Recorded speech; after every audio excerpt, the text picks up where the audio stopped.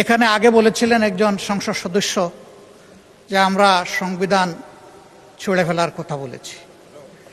এই মহান সংসদকে সাক্ষী রেখে বলছি, আমাদের কেউ কখনো এই কথা বলে নাই। আমরা এই সংবিধানের পরিবর্তন চেয়েছি, যাতে একটি ন্যায়ভিত্তিক, ইনসাফ ভিত্তিক সমাজ কায়েম হয়, ফ্যাসিবাদ মুক্ত একটা দেশ আমরা পাই, সমাজ পাই, শাসন পাই।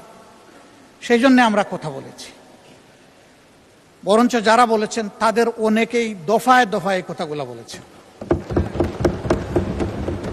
একজন সম্মানিত সদস্য আজকেও বলেছে, আমরা কিন্তু কখনো বলিনি আমরা সংবিধান বিরোধী নই।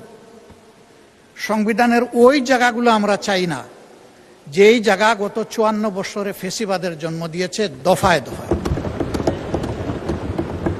ওই জায়গাগুলোর সংস্কার চাই আমরা। এরপরে বলা হচ্ছে আমরা জুলাই সনদের, মনে হচ্ছে যে আমরা মুখোমুখি হয়ে যাচ্ছি। জুলাই সনদ গণঅভ্যুত্থানের অংশ, হৃদয় কলিজার একটা অংশ।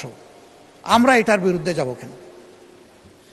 আমাদের বক্তব্য, আখতার হোসেন চমৎকারভাবে বলেছেন, আমাদের বক্তব্য হচ্ছে যে আমরা অর্ডার মানি, আমরা অভ্যুত্থানের বাস্তবতা মানি, আমরা গণভোট মানি, আমরা গণভোটের মাধ্যমে যে সংস্কার পরিষদ হওয়ার কথা তা মানি, আমরা প্রয়োজন ক্ষেত্রে সংবিধানের সংশোধন মানি, আমরা জুলাই সনদ সুন্দরভাবে বাস্তবায়নের বিষয়টা মানি।